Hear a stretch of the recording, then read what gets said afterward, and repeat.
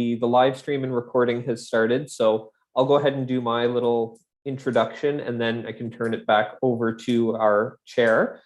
So tonight's meeting, we have regrets from Indira. She's unable to make it tonight. I do believe Jessica and Heather will be joining us at some point.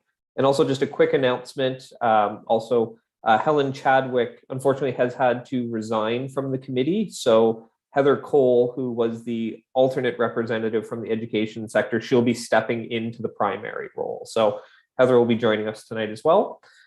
And for staff tonight, you have myself, Derek O'Shea, your clerk, Janet James, the deputy city clerk. We have Blair Johnson, who is our meeting host. And joining us tonight as well is Kevin Stevenson. He is the supervisor of recruitment and selection with the city of Kingston. So he's here to help us with some aspects of the business item on the agenda. And we do not have any members of the public in attendance. So I'll turn it over to our chair, Laura Turner, and perhaps we can do just one quick round of introductions of the committee members since this is Laura's first meeting that she's joining us with. So Laura, I'll let you start. Hi, good evening, everyone. Nice to be here this evening. And sorry I missed our first meeting. It was unforeseen circumstances. My mother passed away, so that was very unfortunate. But anyway, pleased to be here. My background, I was a former city councillor, the years 2014, 2018. I have a background in sales, pharmaceutical, marketing, public relations. I was the interim CEO for the Chamber of Commerce. I've worked for T4G, which is a company that specializes in artificial intelligence and machine learning. I've done a lot of different jobs, worked in financial planning, and I'm currently working in a marketing consulting capacity for a law firm in Kingston. So that's my background. Thanks, Heather. And maybe I'll just go around the screen for people and then I'll let you take it over from the meeting. So we'll go to John next. Perfect. Thank you. Hi, Laura. Pleasure to meet you. John Depaulo with the United Way here in town. I'm their VP of Corporate Services. I've been with the United Way for about 12 years now. And previous to that, I was involved in local and regional economic development as well. So happy to be a part of this committee and happy to be working alongside everybody around here. Great. Thanks, John. Next on my screen is Lindsey. Hi there. My name is Lindsey Foster. It's always such a tricky thing. What do I do for a living? I do rental property administration, let's go with that, and communications work. I've been in Kingston for nearly 30 years now. I'm originally from London, and I actually had a run the same time. I think Laura won her election in 2014. That's when I ran in Kingstown, unsuccessfully, obviously. But it's a fascinating process, and I'm glad to be part of this. Thank you, Lindsey. And Lindsey is one of our community representatives that was selected by the committee. So next on my screen is Jordan. Hi, everyone. Hi, Laura. Jordan Morelli. I'm the treasurer of the Kingston and District Labor Council. And so I'm here as the labor voice, I guess you can say. My day job is at Queen's. I'm a professor in the Department of Physics, and I'm the president of the Faculty Association. Happy to be here. Thanks, Jordan. And last but not least on my screen is Mary Jo. Hello, I'm Mary Jo Curie. I'm the executive director of the Downtown Kingston BIA. And that's it. Thank you, Mary Jo. And with that, I'll turn it back over to you, Laura, to take us through the agenda. Oh, and I think you're still on mute, Laura.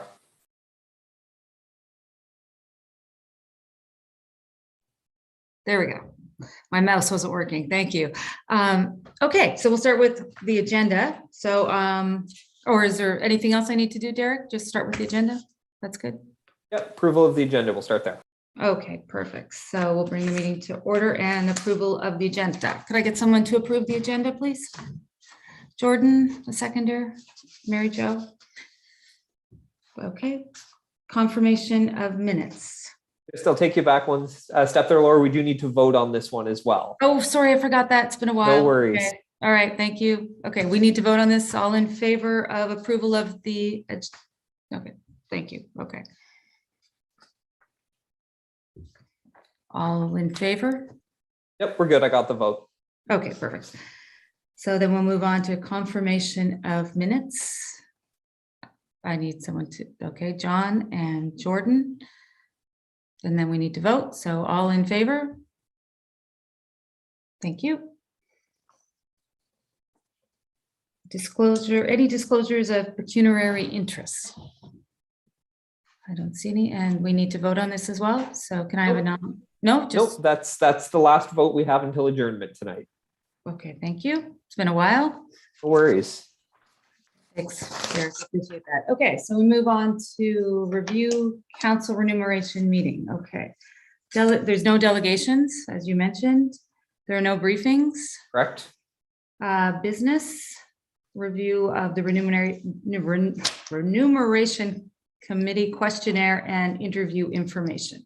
So that's what we'll be doing this evening. That was attached. Excellent. Okay. And I can sort of provide an overview, and then the committee can go through it, and you can guide if you'd like, Madam Chair. Okay.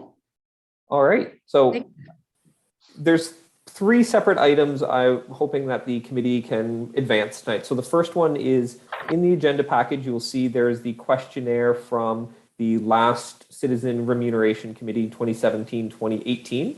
So the first step, the committee can do is just take a look at those, see if there are any comments, so either changes you'd like to make or additions of questions. And I'll say tonight, the committee does not need to come up with a finalized list, but if you can provide some general direction, staff can then bring back to the next meeting on the final list of questions for approval. So this is just a chance to discuss as a committee what you would like to see included, maybe if there's something that needs to be taken out or something added. I will quickly note that one question for sure should be removed, which is number 10. Talking about the loss of the 1/3 tax exemption, that is just a carryover from the previous committee. It kept it in here for continuity, but that will be removed since that is not part of the mandate. So with that, Madam Chair, I can turn it back to you, and we can see if there's any discussion, comments on the questionnaire. Okay, exactly. Would the committee like to go through them one by one, or would you prefer to just have an open discussion? Any comments? Lindsay? Sorry, I have a question. Sure. In the interview summary from 2018, at the very end of that, there's a recommendation, a communication strategy needs to be developed before recommendations go public. And I'm wondering, if those recommendations were put in place or have been put in place, as far as there's a lot of the counselors in this communication before had expressed concern about the amount of time that it was taking to go through their inboxes and all that, and administration was necessary or was being asked for. Has any of that been done since 2018? Like, what's the status today? That's a good question. Derek, can I defer that question to you or Janet? Unfortunately, I don't have the background, so maybe we'll turn it to Janet as she was part of the committee. I will try to do my best there. Sorry, Lindsay, I'm not seeing where you're reading. It was where you're reading. Is that 2018 interview summary? It was sent along with the minutes and the agenda for tonight. It was a 3rd document, and it's just a summary of the questionnaire or discussions held with mayor and councillors in obviously 2018. right? So that's sort of a summary of the interview questions. The actual sort of report from the Citizen Committee to review council remuneration from 2018 is a public document. It's attached to a committee agenda, a council agenda in April, and that's where it talks about the what the committee had done and what their recommendations were, and that's how the committee arrived at the in 2018, and that's how they arrived at the salary that they're at now. Yeah, no, I appreciate that, but there are just some elements to the communication strategy in particular that was discussed in 2018, and I don't know if if there's now a communication strategy in place for counselors, like since Derek? 2018. Sorry, Derek, did you want to answer that? I can provide some context to this, Lindsay. I believe what this is stating is that part of the problem is about misinformation being shared or people not in the public not getting proper information about city work and then seeking clarification from their counselors. So my understanding of what this is stating is that it's not a communication strategy for counselors, but the city corporately communication strategies should ensure that council members are receiving proper information. So almost treating council members as a target audience of the communication so that they are making sure they're passing along the correct information. I think that's more related to a workflow issue in terms of council getting the proper information they need from staff. So I don't think it relates to necessarily anything specifically related to council members and their. But it says here, many counselors felt that they have to be on call 24/7 as constituents called or emailed them at all the time. And then there's a mailbox function as far as the contact us. And is there delegation now, or I'm assuming everybody just writes their individual counselor as opposed to going through a central system, right? And then each counselor is responsible for their own, every email that comes in to their account, right? There's no administrative support going through and helping them in any way. Through you, Madam Chair. Yes, you're correct in that each individual counselor manages their own individual email account. They don't have a specific administrative support function. That is one of the pieces that we will be reviewing as part of this exercise this year. The city does have, I think Derek referred to it, contact us. So on our website, there is a general phone number and a general email. So any constituent who has inquiries can make an inquiry through either that general phone number or general email. It logs into it's logged as a work order. It's sent to the appropriate department, and that gives city staff the ability to track it, to follow up on it, and that sort of thing. Sometimes members of the public will go directly to their counselor, and counselors are also encouraged, if you do have a constituent who reaches out to you, with regards to an operational issue, we encourage members of council to direct them to that contact us function for two reasons. One of which is that, these are matters that can be easily answered by staff and are things that, counselors shouldn't have to be sort of dealing with on a day-to-day basis, but also because it gives the city the ability to track where the questions and the concerns are coming in, because we do have that work order system, and we have the ability then to generate metrics in terms of how many inquiries did we receive, how quickly were we able to respond to them, which areas of the corporation were they within. Lots of times if a member of council does receive a question, what they will do is forward the question on to contact us on behalf of the constituent and copy the constituent, so then that both the counselor and the constituent are copied in on the response back from staff. And then that closes the loop for both the constituent and for the counselor. Jordan? Thanks. If I can just jump in on this, I think I read to Lindsay's original question. I read it in what I think the same way as that she did, is that the last time this panel committee was in place, they made a recommendation for remuneration to go up by some amount.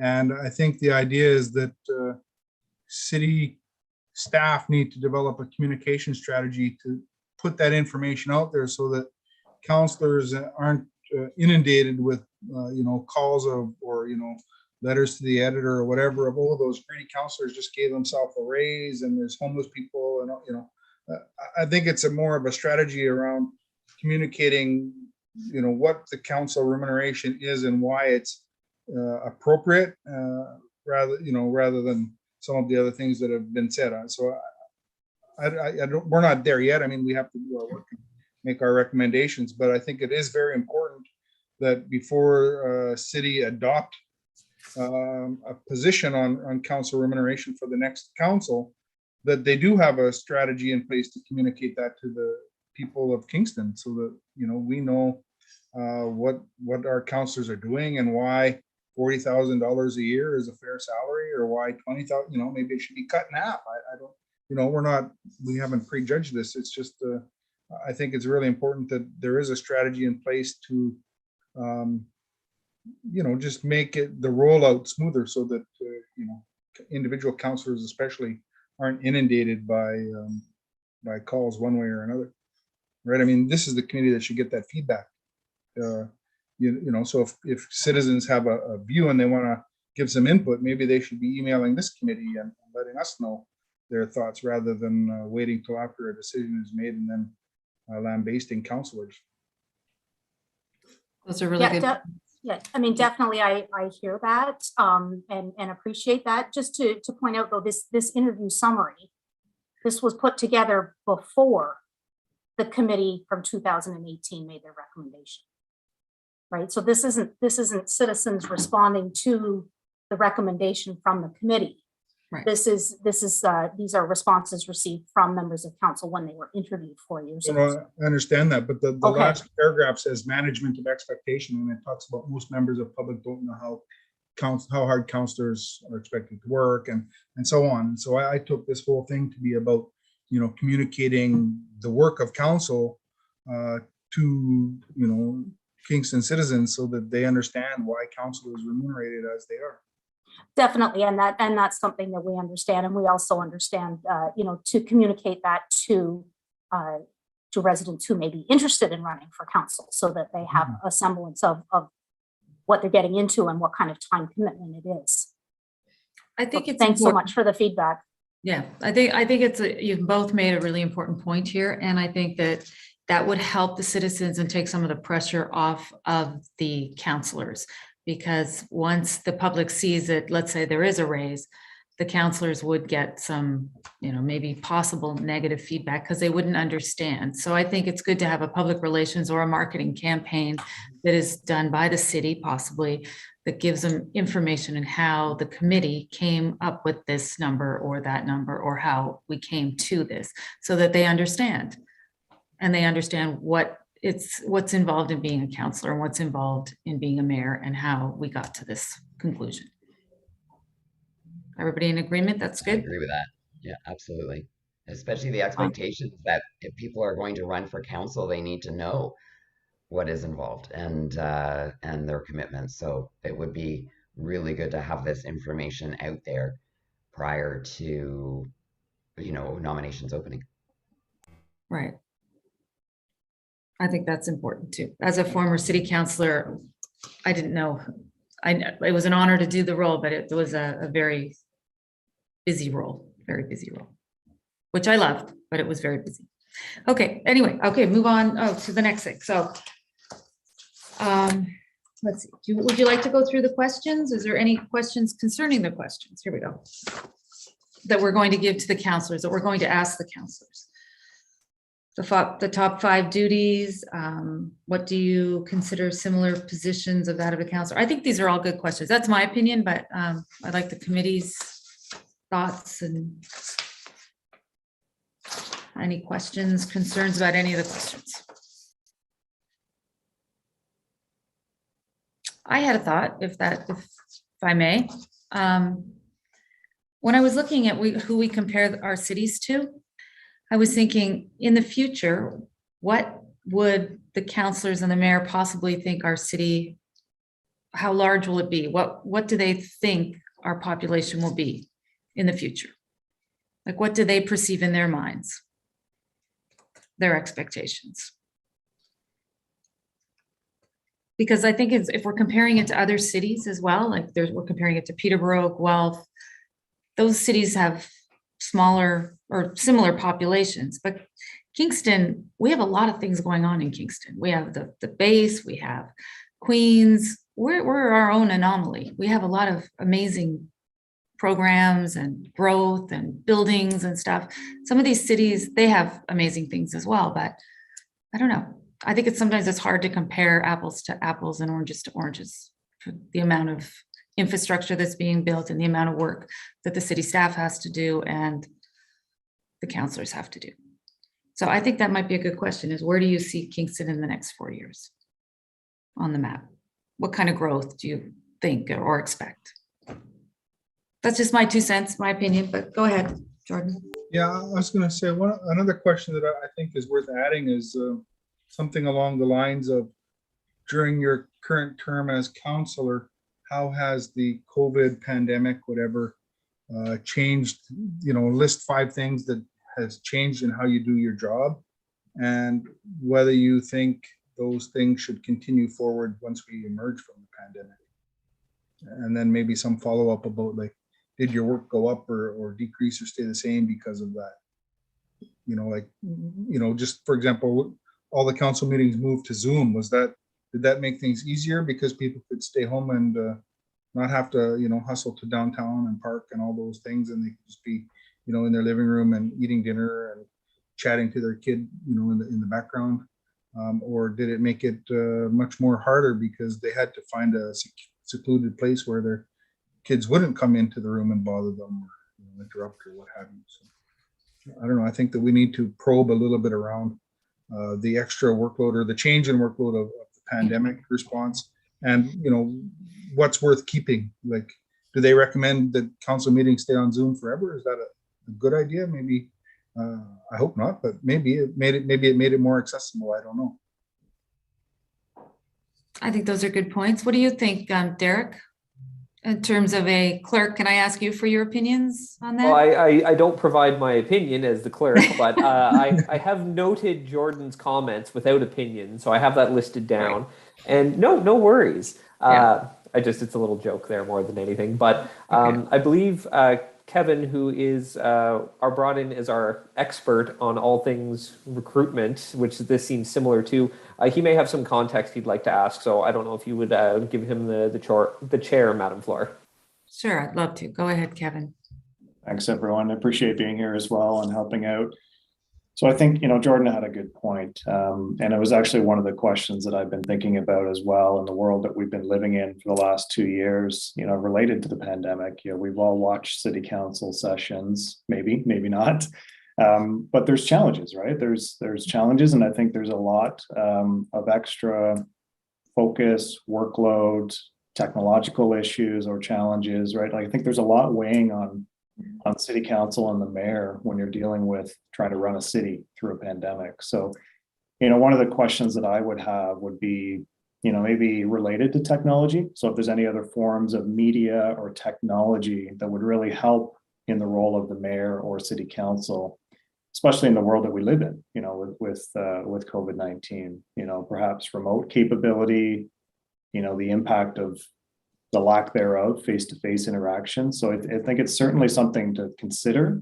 How we phrase that in a question to council and the mayor, I think yet to be determined, but I think it's definitely a valid question, because none of us, I don't think, have a crystal ball and we can anticipate what's going to happen in the next year to 2 years, right? This could very well be the norm for a period of time yet. So one of my suggestions as well that came to mind, top of mind, that was related to equity, diversity, and inclusion, and looking at the work that's being done not just within the corporation but within all corporations, with an ED&I lens. So my suggestion or advice would be to look at perhaps building out some sort of questions to mayor and council around what role or what understanding of equity, diversity, and inclusion exists within mayor and council. And I think that's a critical piece to drive this city forward. I think I can provide some guidance and suggestions. We do incorporate ED&I questions into all of our recruitment and selection practices with the city now for staffed roles at all levels, regardless of the position, because it is a critical piece for us. It's critical for the success of the corporation. And I think it's a very valuable from a mayor and council perspective. So if there's one piece of, information that I would highly suggest we sort of flesh out a bit further, it would be related to equity, diversity, and inclusion. Okay, Lindsay, go ahead. And also Jordan is waiting as well, but yeah, sorry, I just in relation to that, is there not a policy for EDI as far as the city is concerned, and then it as by extension to city council as it is currently? Yeah, perhaps I'll defer to Derek or Janet, related to mayor and council in terms of policies around ED&I. Go ahead, Janet. So, excuse me, so that's not a policy that city staff or even council can set, because that's the municipal election is governed by the Municipal Elections Act. So it doesn't set out any requirements for equity, diversity, or inclusion. What I can tell you is in the 2018 election, we had a number of women running, we had a number of young people running, we had a number of people of color running, Indigenous people, people from the LGBTQ community, but city staff or council have no control over whether or not those people get elected. And that is wherein the difference lies, right? So we did have a very diverse group of people that were running, but ultimately some of those people were not elected to council. So we do, reach out and do engagement to try and encourage nominations from across the ED&I sectors and communities, but it's not the city can't really it wouldn't be an open and fair vote if the city were championing one candidate over another, you know what I mean? So we do our very best to sort of encourage a good cross section of nominations, but that's kind of the limit of where our ability to contribute to what EDI is in terms of the electoral process. Yeah, no, and I appreciate that. And that actually wasn't what I was referring to, not as far as the recruitment process, but when Kevin was talking about within this questionnaire, including something pertaining to EDI, is it more of counselors' dealings with the public to incorporate EDI into the responses and their engagement? Is that what I just didn't understand what Kevin was asking specifically. What question related to that would we ask counselors? Sorry if I'm sorry, I misunderstood you, Lindsey. Yeah, thanks, Lindsey. Just to clarify, so what I would suggest when you're considering discussions with mayor and council is even asking a question along the lines of, describe your understanding of ED&I and why would this be important to the role of mayor and council. I think you want to get a perspective that, they're operating as a councillor or a mayor for the corporation with a lens to equity, diversity, and inclusion. And what that means, broader than that, it could be ED&I related to anything that mayor and council is involved with. But I think it's important that we look at getting their perspective or understanding as it relates to the role of mayor and council. Okay. Does that help? Does that help, Lindsey? Yes, thank you. I just Okay. I was trying to figure out how that was going to be phrased in a question for counselors that they wouldn't look at it and go, yeah, for sure. And that's, we want them to be as forthcoming as possible and not consumed by the language and not offending and not, doing something that they, we just want basic information that they're going to find relatively simple to. Yeah. I think even to go one step further, if you want to look at it specifically as a question to mayor and council, you could ask them what principles or practices that they've employed to ensure that ED&I is incorporated into their work as a member of mayor and council. I think that's very specific, and I think a city councilor or the mayor should be able to address through experience how they practice or what sort of principles that they brought into their practice. Can I ask you a question, Kevin? For sure. So you will craft, so my understanding is you will craft this question and then bring it to us, and then we will look at it and see if it relates to this remuneration. If that's the intent, Derek and Janet, if that's what we're looking for staff, I'm happy to craft something to come back to this group just in terms of a suggested question to ask to mayor and council. Absolutely. Okay, Jordan, hold on. I'm sorry, Mary Jo. Jordan, did you have a question? You've been waiting a while. Yeah, a couple comments. The first is to Kevin's EDI suggestion, and it's just in the one hand, I'm not convinced that EDI is necessarily in the scope of figuring out remuneration. But it's certainly an important thing. And if this is the best survey to ask about it and, get that information from council, then great. Let's do it.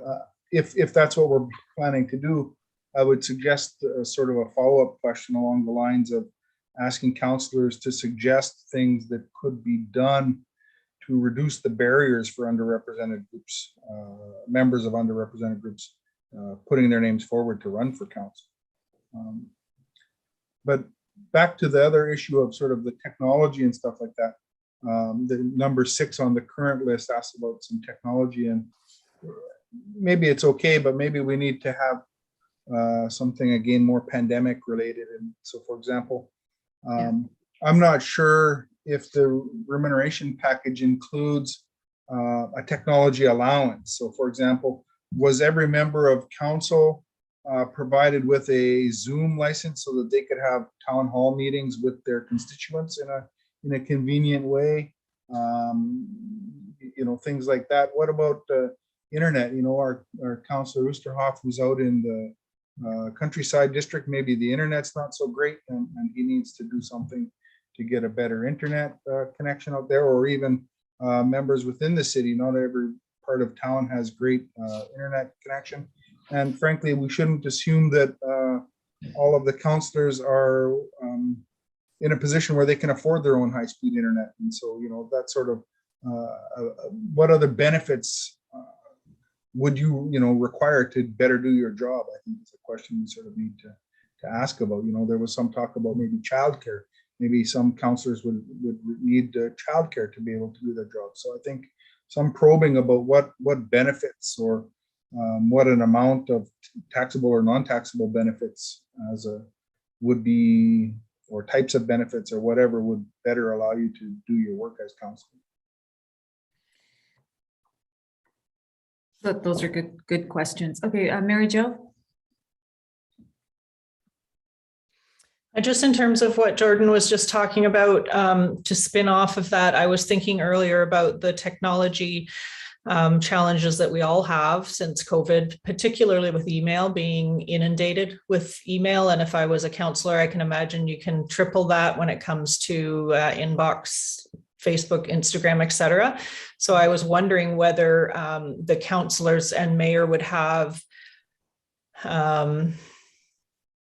some solutions to further make their job more efficient in the technology world. And so you made a really good example, Jordan, of do you have, are you able to have town halls on Zoom, and do you have the right package to be able to do that beyond 45 minutes? So that was one thing.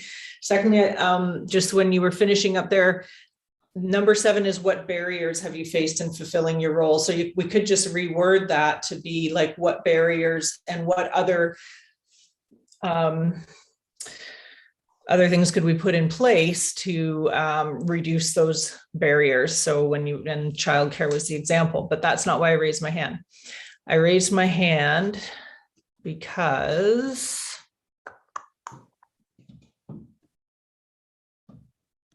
can't remember now. It'll come back to me though. Just keep going, and I'll Raise your hand again, and I'll come back. I'll put my hand up again.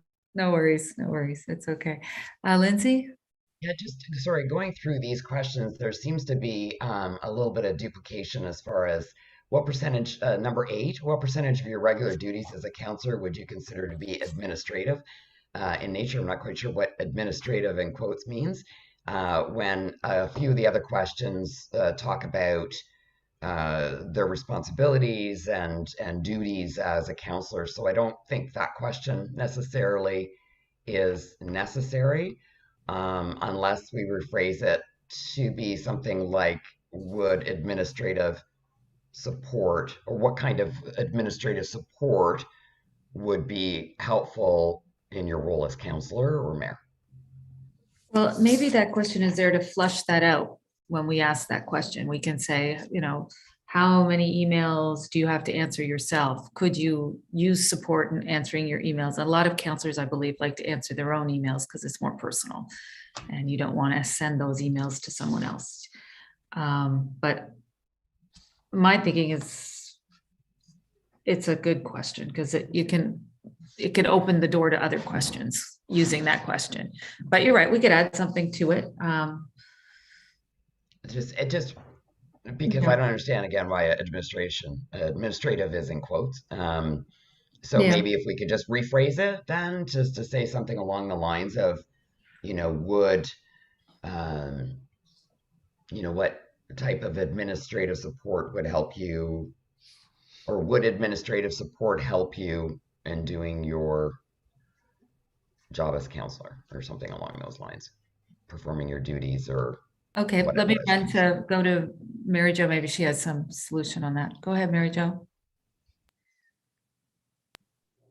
No, just to add to what Lindsay said, and not only the administrative support, and the very first thing that comes to mind is like a virtual assistant for some more advanced counselors when it comes to technology, and trying to identify like what are the things, like who can scan all the myriad of newsletters that I get. And it's not so much what it's those personal emails are what they should be concentrating on, but there's a lot of administration in terms of email just sorting.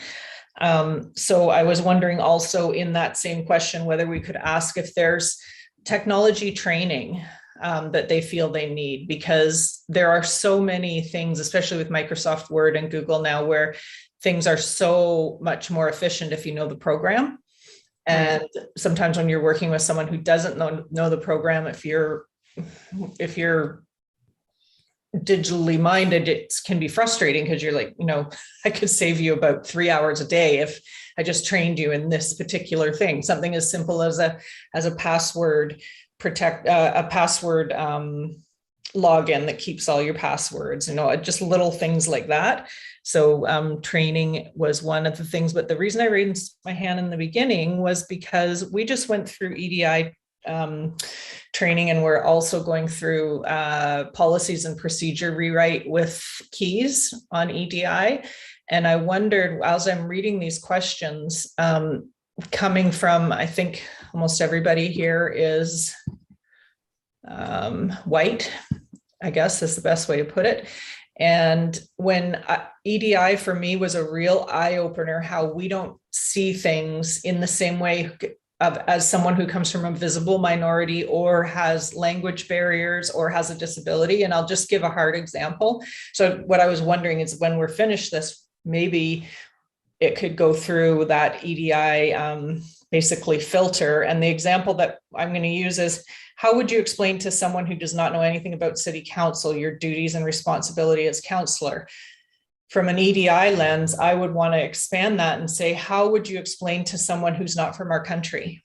Like push it even further, or someone who has a language barrier, like what are you doing to include the people that are in your constituent that have EDI needs and challenges? And I think that even though we have a fairly, as we were just talking about, a lot of people haven't been voted in that are in the EDI catch basin, but to prepare for them to be welcomed and supported by their community, I think it's important for the current people on council to start thinking about different ways to engage people in the EDI sectors. So that's all I wanted to say.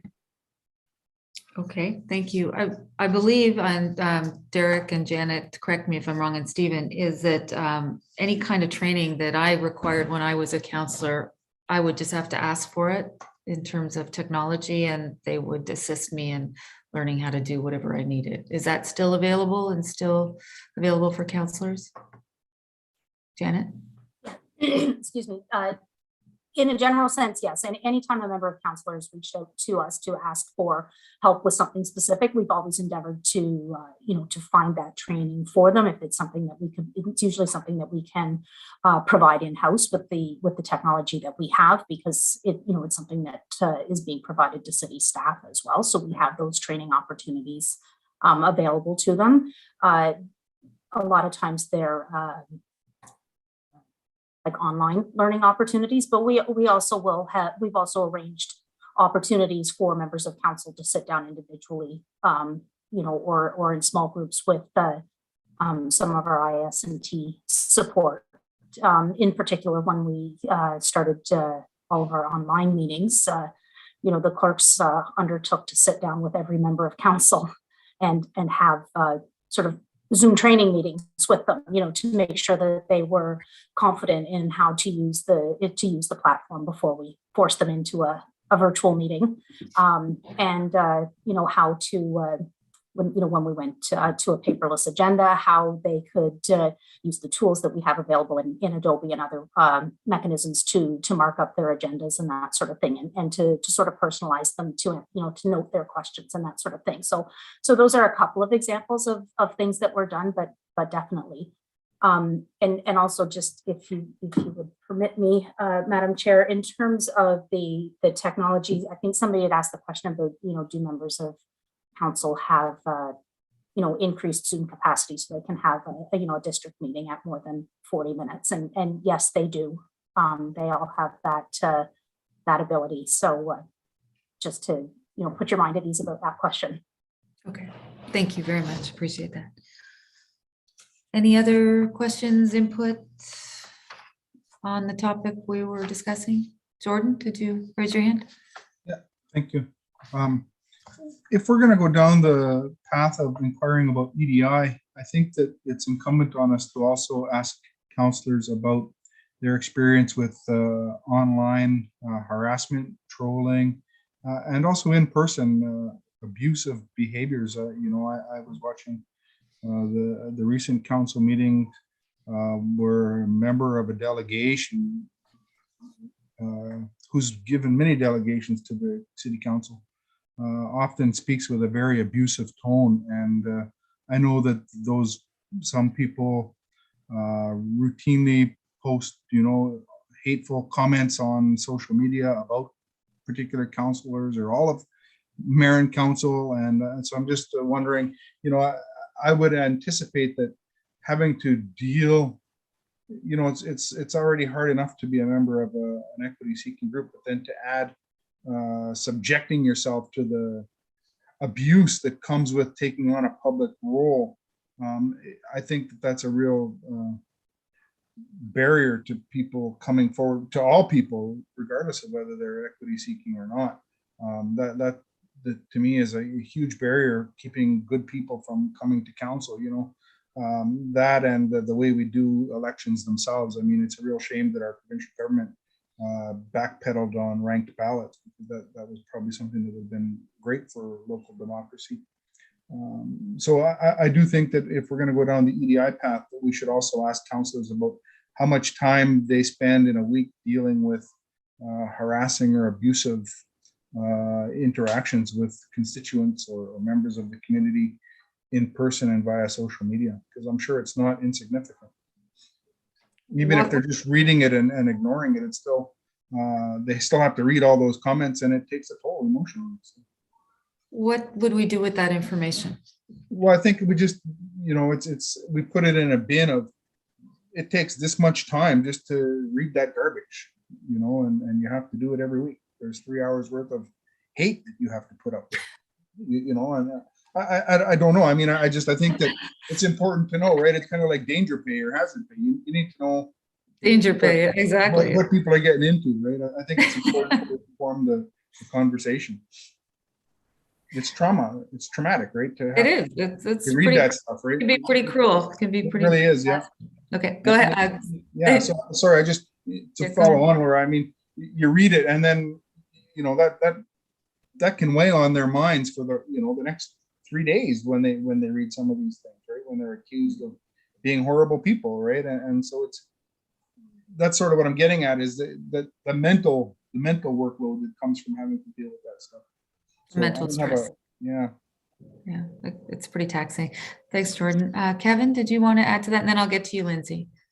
Yeah, I think it's a really good point. I think what you're trying to do is look at gathering as much data as you can about the expectations of a councillor or a mayor, right? And through a job information questionnaire is really what you're trying to capture here as best you can, so that you can make an educated decision around what remuneration is going to look like for those individuals. So I do agree 100%. If you're going to consider factoring in questions that can be somewhat sensitive around ED&I, you're also looking at the time commitment to deal with disgruntled individuals, or people that may be quote unquote harassing you, right, as a councillor or a mayor. So how we frame those questions, I think that's something that we can put some thought into and maybe come back with some suggested questions around that. But I think at the end of the day, you're trying to capture as much information as you can, right, around what they deal with on a day-to-day basis.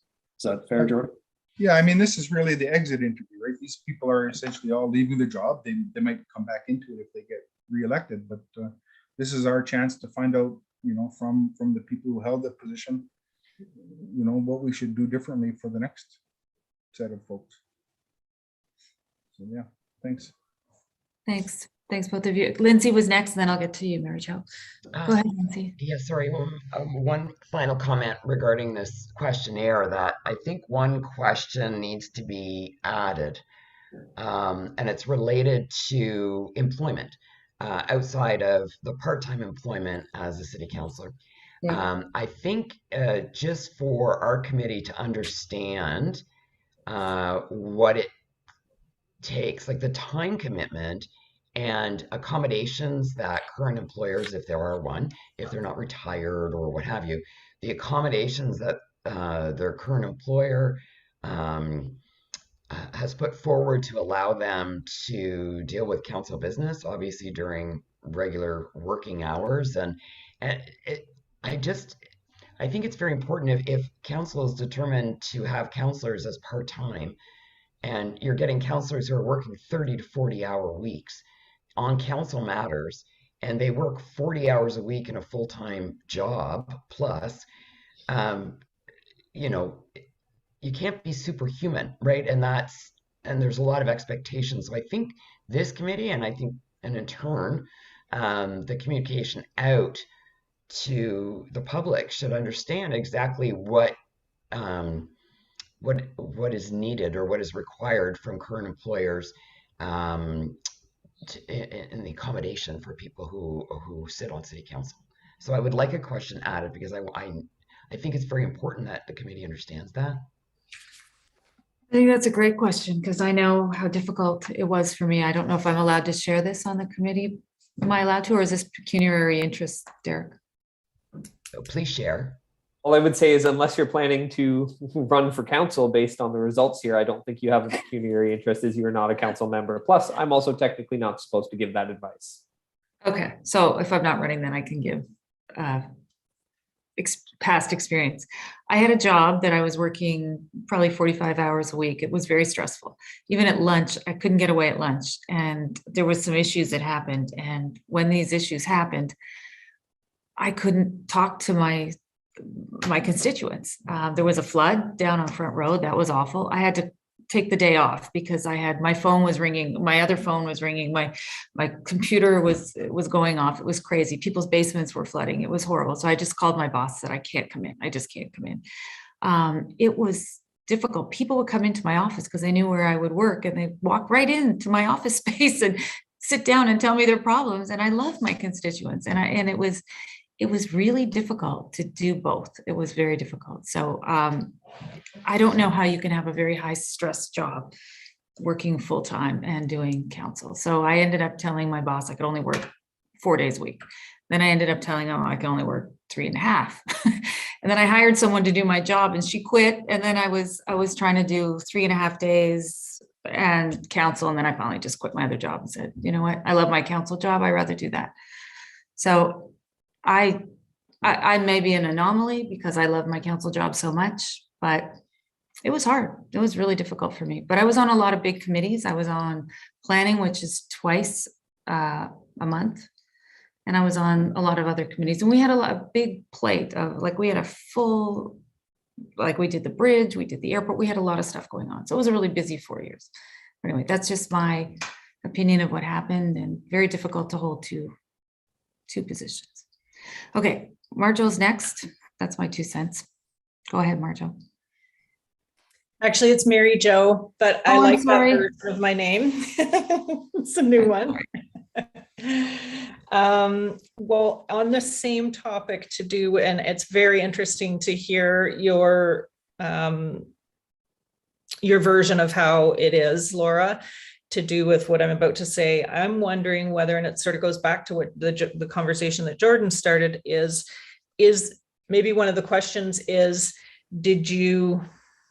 I'll just sort of blat it out, and I think then maybe that can be formed into a sentence, but is there enough support for mental health to help you in, like, I know in my position, I don't have a lot of confidants. So, and I can imagine in the counselor position, it's the same way. Like, is there enough support as for the counselor and the mayor to be able to have, to maintain their a healthy mental health, state of mental health, and then also to have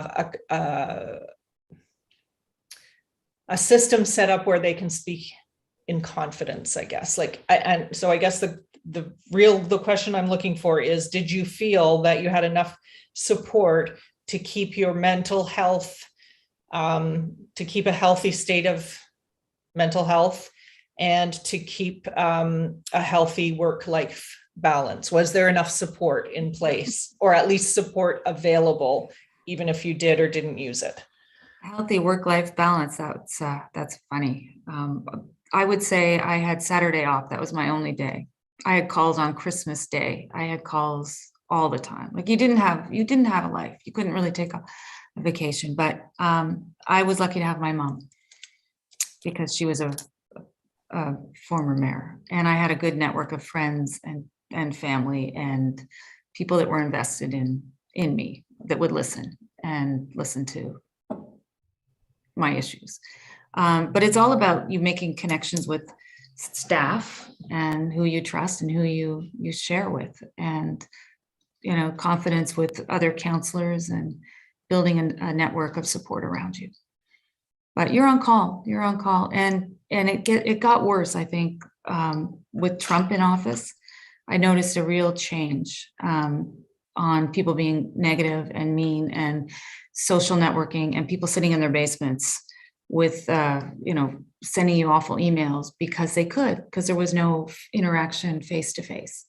So that became difficult. But then you realize you're just a shell of this person. It's not personal. You are elected to do this job, and this is what you're supposed to do.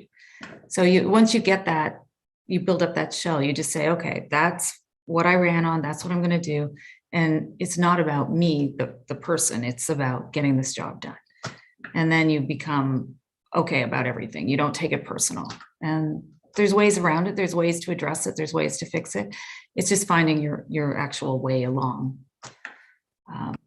There's tricks, and it's a journey, and you figure it out. But you're on call, and you have to love it, and you have to enjoy it. And I think I told Jordan a little stories, because he was running in my district, about some of the things. But it's a lot of work, and you really have to be committed to run, and you really have to want to help your constituents. And it's a great job, and it's really rewarding. It's one of the most rewarding jobs I've ever had. So it's amazing, but it's a lot of work, and it's amazing though. It's really what you put into it, you get back 100% or more. But anyway, it's mental health. You've got to work your way through that. And it's hard on people, especially if they're working full time. Your spouse has to help you. Your kids have to be on board. Everybody has to be on board. So that's just some insight, but you get through it. I found one tip, and then I'm going to stop, but I had a lot of trolls that would send me messages through the internet, through email. One day I was so annoyed and so mad at these people.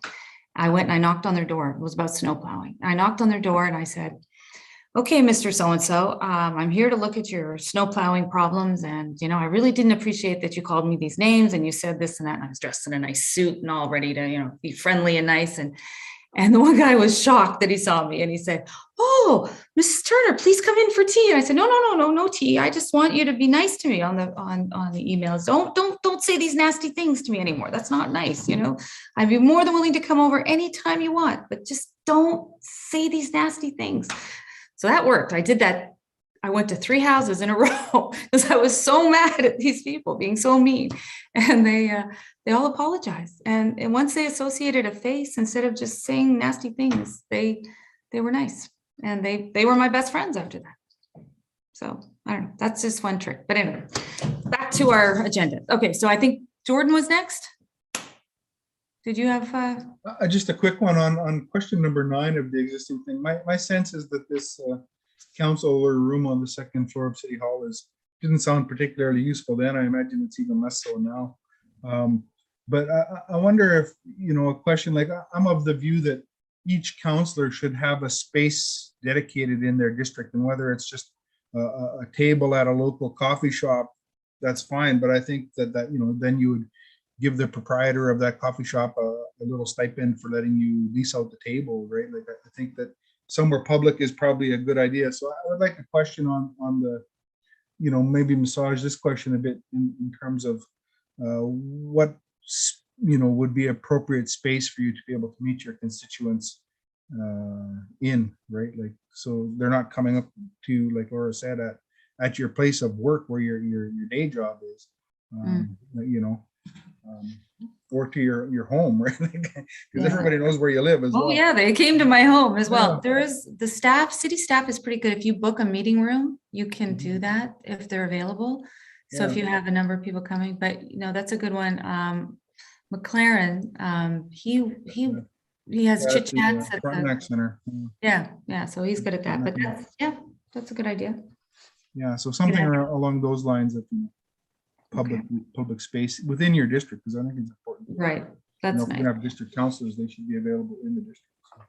Coffee shop, yeah. Yeah. Okay, And support local business, right? exactly. That's a win-win, definitely. Absolutely. Okay, was there someone else that had their hand up? Oh, sorry, John, go ahead. Thank you. So I appreciate, Laura, your insight on life as a counselor, and certainly appreciate your service to our community. I was just wondering, I thought of it when you were talking about the committees you sat on, and you said it was some of the busier committees. Is there any consideration, and maybe this committee's looked at it before, about remuneration for committee work, or because it sounds like not all committees are created equal. And I was just curious, and I know we have a question on here about what committees they sit on, but I'd just be curious to know whether there'd be any consideration for that, because it sounds like somebody could be doing 30 or 40 hours worth of work with all the committees that they may have sat on based on them being busy committees like planning and such. Whereas there might be other counselors that are on the other end of the spectrum somewhere that don't sit on as busy a committees and aren't putting the same level of work in. That's an interesting question. Now, I'm not really sure how that works. Maybe Derek or Janet, has that been broached in the past?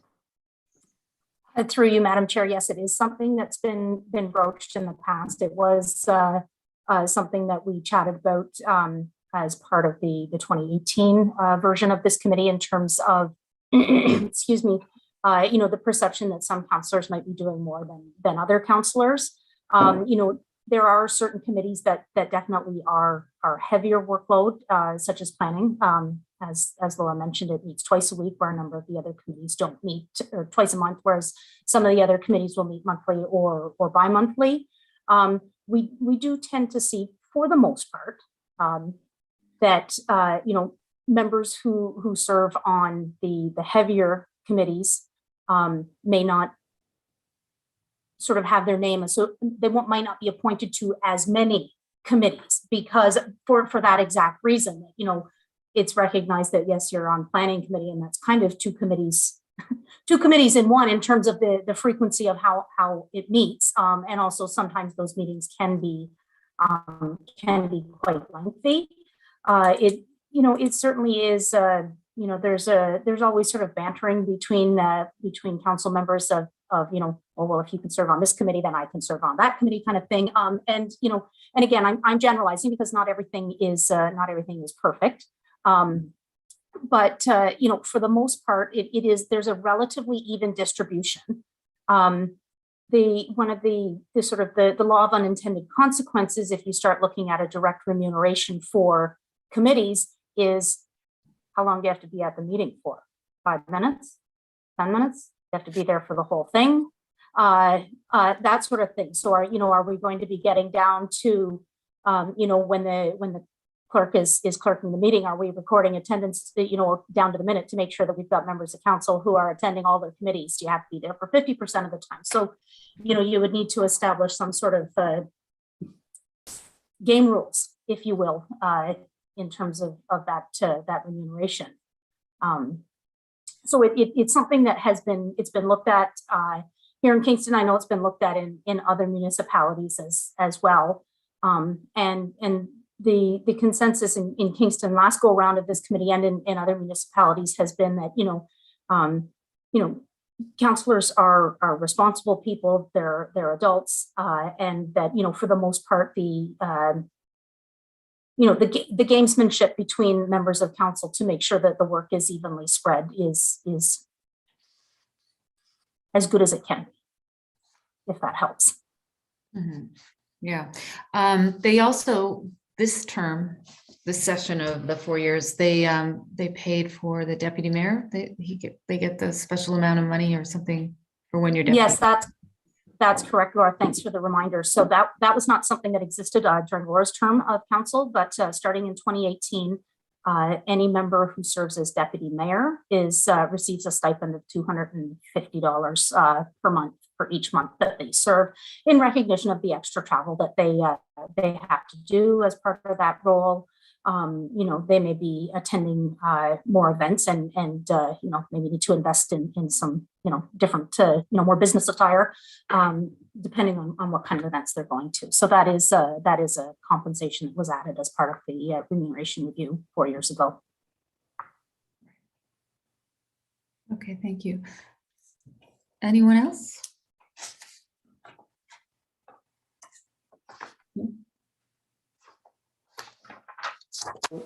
On that note, Madam Chair, if I may, what I could suggest as a path forward is I've taken notes from the discussion tonight. I Okay. can work with Kevin to formulate these into new questions or reworded versions of the questions in the existing survey. And then we can bring that back to the committee as part of the agenda for the next meeting for final approval. And perhaps what we can also do, because there seems to be a desire to get information in different areas, is we can leverage Kevin's expertise and maybe determine which questions are best suited for an electronic survey and which would maybe be better suited for the in-person interviews where you could do probing and follow-up questions as well. So, because I believe there's a lot of information the committee's looking for, and it may best be to spread those into two different areas. So I'll throw that suggestion out, but I'm happy to do whatever the committee decides. Okay, that sounds to me. What does the committee feel about Derek's suggestions? All good? Vote on that? We'll vote? Vote? Yep. We don't technically need a formal I know, vote. We can okay. just do it by consent. So, Okay. All right. so Was there something else you wanted to ask us, Derek, about the who was going to interview the counselors? Or is that actually, yes, you lead me perfectly into the last piece of business I was hoping the committee could accomplish tonight is for the interviews, we would be looking to the similar process to the last remuneration committee, which was 3 committee members served as the interview panel and were available to conduct the interviews with the council members. Staff do not participate in this just to ensure that council members are completely open. It might be a little awkward to talk about the administrative support you need with the current administrative support in the room. So I would take on the role of helping to arrange and schedule these. They would be conducted electronically via Zoom, but what I would be hoping for as part of the work plan is to find 3 members to volunteer to conduct these interviews. They're tentatively scheduled to happen over the weeks of December 6 and 13. And we would try and work these within first I would work with the 3 members to determine their availability, and then we can make availability determination to the members of council and make it available to them there. So long story short, what we're looking for, Madam Chair, is if there's 3 members willing to volunteer to be on the interview panel, and then logistics can be worked out with myself. right? And as you mentioned to me earlier, these 3 members have to do all of the meetings, right? Correct. We couldn't have, say, two Right. interview panel teams because then there would be an inconsistency in the notes or the questions. So Right. I would again defer to Kevin if that is the proper process. I saw him nodding along. I figured he would interrupt if I was saying something egregious. Yeah, I would say for consistency with any recruitment or interview discussion, I think for all the questions to be asked of each individual in the same order, in the same format, and the same individuals go through that process, right? Just to take any form of bias out of the mix. Okay, great. I'm willing to volunteer, but if anyone else is willing, that's great too. And Lindsay, do you have a question? Go ahead. Yeah, I'd like to volunteer as well, but if there's no staff present, are we responsible for like recording or taking notes, or how does that work? Yeah, so you would be responsible for taking notes. An example of sort of the notes that were taken last time is that summary document I presented to you. So it's not like you would need to do something I would do as a clerk, which are almost like verbatim minutes. Just getting the general themes and scope of things would be the responsibility of the 3 panelists. Okay, great. Not everyone is here this evening, so to make it fair, if there's other people that want to take my position, that's fine too. I just want to make sure that it's fair that everyone gets the opportunity if they wish to do this. So anyone else wish to volunteer or not volunteer or want to volunteer, please raise your hand. I'm willing to, yeah. Okay.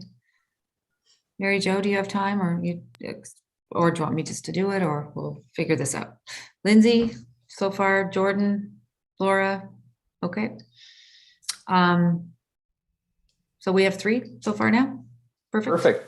So what I will do is I'll follow up with the 3 of you individually and we'll work on coming up with some schedules for availability. Again, doing this via Zoom will make it, I think, a lot simpler than when it was the last time around trying to schedule in-person meetings. So, Yeah. but that's something we can do outside of the meeting here. So with that, Madam Chair, I believe we've covered everything we needed to tonight on the work plan, unless there was anything else committee members wanted to bring up, but I'll leave that up to you. Great, thank you so much. Is there anything else anyone has that they'd like to bring up or mention or discuss? Nope. Nope. Well, date of our next meeting is December 1st, Wednesday at 5:30. And I'm sure Derek will let us know of all of that. And I thank you all for coming this evening and I appreciate it. Then I guess we're adjourned. We'll get a motion to adjourn, please. We need that technically. It's been a while. I'm sorry. No worries. Can I have a motion to adjourn, please? Jordan and John, thank you. Then what do? I forget Just now. a quick vote on it. Now vote. Yes, okay. We vote on this one. Vote. Thank you. Gosh, I'm rusty. It's been a while.